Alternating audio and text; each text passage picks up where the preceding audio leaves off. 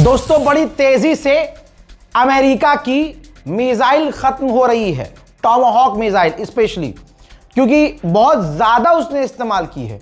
और अमेरिका का टॉप का अखबार CBS ने क्या लिखा है और उसको किस तरह से ईरान के नेता ने, जो ईरान के पार्लियामेंट स्पीकर के जो एडवाइजर हैं, उन्होंने रीट्वीट किया है।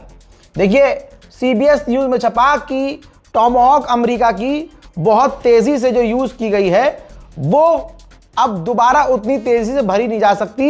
बहुत तेजी से अमेरिका की टॉमाहॉक मिसाइलें खत्म हो रही हैं। तो इसी खबर को रीट्वीट किया है ईरान के पार्लियामेंट स्पीकर के एडवाइजर ने और कहा है कि अगर वो 2 मिसाइलें जो बच्चों के हॉस्टल पर मारी थी अमेरिका ने, अगर ये बचा लेते 2 मिसाइलें उस दिन दागी थी बच्चियों के ऊपर, तो आज इनके पास 2 और स्कूलों पर मिसाइल दागने के लिए टॉमाहॉक होती।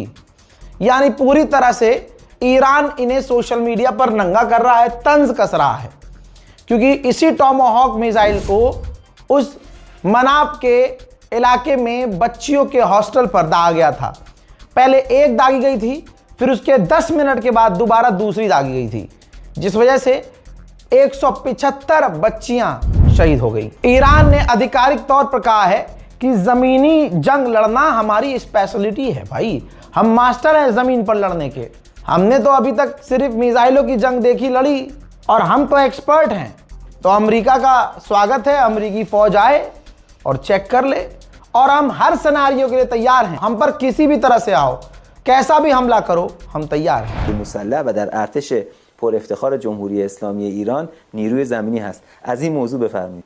حفظ تمامیت ارضی مأموریت بسیار مهمیه که به عهده ارتش گذاشته شده.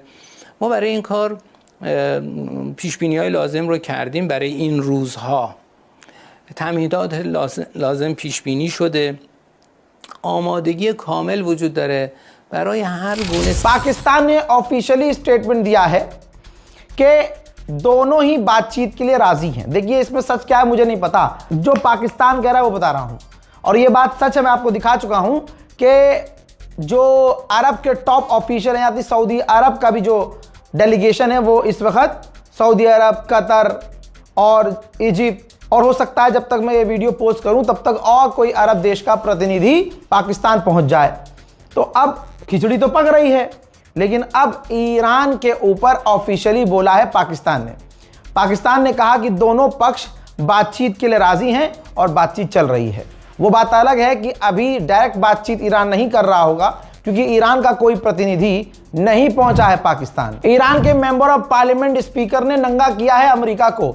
दोस्तों, 47 साल पहले ईरान के अंदर बादशाह था, बादशाह थी, डेमोक्रेसी नहीं थी। उस वक्त वहां ट्रेंड शुरू हुआ था, आंदोलन शुरू हुआ था कि नो किंग, हमें बादशाह नहीं चाहिए।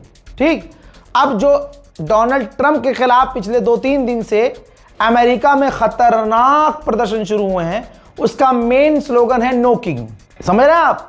तो ये पोस्ट किया है ईरान के पार्लियामेंट स्पीकर ने, जिसमें आप देखेंगे लेफ्ट साइड ईरान ने ऊपर और नीचे उस जमाने में 47 साल पहले जो प्रोटेस्ट हुआ था बादशाहत के खिलाफ, उसका भी टाइटल नो किंग था। तो वो पोस्ट दोनों फोटो की उन्होंने, और राइट साइड में आज की तारीख में अमेरिका के अंदर अमेरिकी लोग जो नो किंग का नारा लगाते हुए ट्रंप के खिलाफ प्रदर्शन कर रहे हैं, उन तस्वीरों को शेयर किया है। और ईरान के पार्लियामेंट स्पीकर ने कहा, मुबारक हो, जो आज तुम्हारे यहां हो रहा है ये 47 साल पहले हम कर चुके हैं। उधर ईरान का नुकसान अगर हम देख रहे हैं तो ईरान का फायदा भी देखना चाहिए। स्ट्रेट ऑफ हॉर्मुज़ बंद करके पूरी दुनिया को जिसको मन कर रहा है उसको ईरान तेल बेच रहा है, और एक दिन में 139 million dollar per day Iran कमा रहा है। अमेरिका, इजराइल ने मिलकर ईरान की मिसाइल साइट्स को उड़ाया है। मैं आपको सैटेलाइट इमेज दिखा रहा हूं, और यह बात सच है कि ईरान की जो मिसाइल साइट्स हैं वो बुरी तरह से हिट हुई हैं। ईरान के उस्मावंदान के इलाके में अमेरिका इजराइल की बमबारी में 6 सिविलियन मारे गए। हजरात, उधर तेहरान पर पिछले 4 दिन से सबसे बड़े हमले हो रहे हैं, जिनके ताज़ा मंजर के कुछ झलक मैं आपको दिखा रहा हूं। आप ये ईरान को देख रहे हैं। ईरान में सिविलियन प्रॉपर्टी को किस तरह से इजराइल नुकसान पहुंचा रहा है, अमेरिका किस तरह से ईरान की यूनिवर्सिटीज़, स्कूल और कॉलेज समेत हॉस्पिटल साइट को उड़ा रहा है, ये मुझे बताने की ज़रूरत नहीं है, दुनिया वो देख रही है। लेकिन ईरान में आज और बड़े बड़े हमले हुए हैं। आइए थोड़ा सा वीडियो भी देख लेते हैं।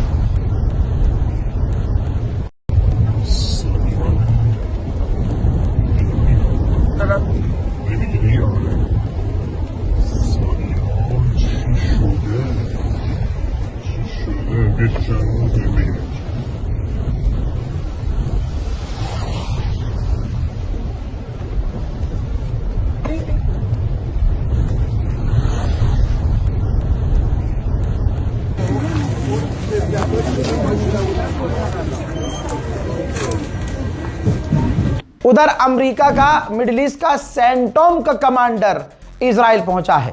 दो शैतान मिल रहे हैं, क्या खिचड़ी पक रही है, अलर्ट रहना जरूरी है। उधर ईरान खामोश नहीं है। ईरान ने एक बार फिर से इजराइल के ऊपर कई मिसाइलें दागी हैं जिन्हें इजराइल ने रोकने की कोशिश की है।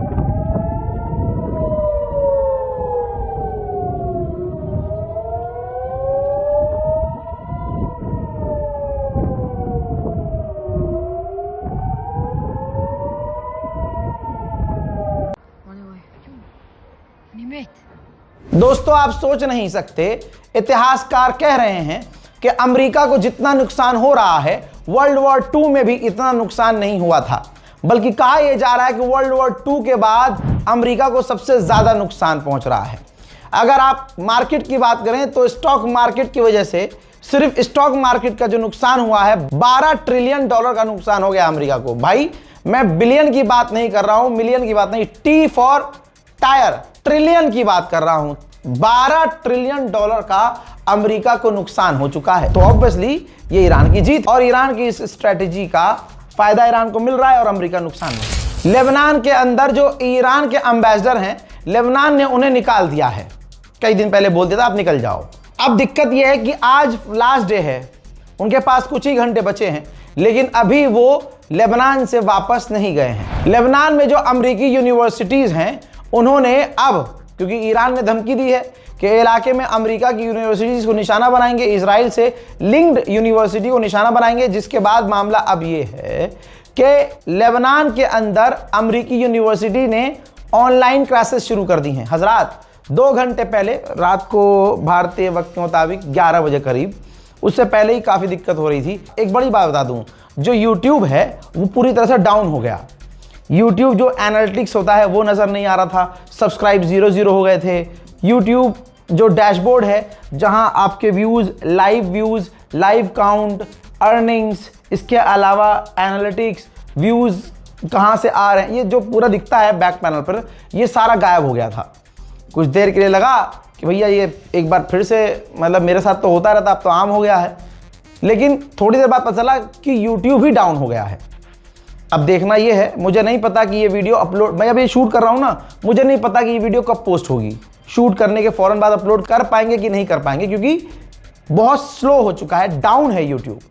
हमने बहुत लोगों से पता किया और अपने सोर्सेज से पता लगाया, तो बड़े बड़े और यूट्यूबर्स हैं जिन्होंने ये जानकारी दी कि भैया उनका भी ये सेम प्रॉब्लम है। तो भैया कुछ भी हो सकता है, अल्लाह ना करे कि लाल सागर में जो इंटरनेट की तार हैं वो, मतलब ख्याल आ रहा है, वो न काट दी गई हों, इंटरनेट न बंद हो जाए, कुछ भी हो सकता है, क्योंकि जब वर्ल्ड वॉर होती है तो कुछ भी हो सकता है। स्ट्रेट ऑफ हॉर्मुज में बरतानिया अपने जहाज भेजने वाला है। ये वो जहाज होंगे जो ईरान ने माइंस समुंदर के अंदर बिछाए हैं, ये माइंस को तबाह कर सकेंगे, डिसमेंटल कर सकेंगे। उधर फ्रांस बहुत ज़्यादा डर गया है और डर में आके उसने निंदा की है हूथी की कि जो हूती इस जंग में कूदने की तैयारी कर रहा है, ये सरासर गलत है। उधर ऑस्ट्रिया के लोग, ऑस्ट्रेलिया नहीं, ऑस्ट्रिया के लोग ईरान का झंडा और परचम लेकर सड़कों पर आ गए हैं ईरान के समर्थन में। अल्लाह अकबर। इस रिपोर्ट को शेयर कीजिएगा, अपनी राय कमेंट सेक्शन में लिख दीजिएगा और अपनी दुआओं में हमें याद रखिएगा। जय हिंद।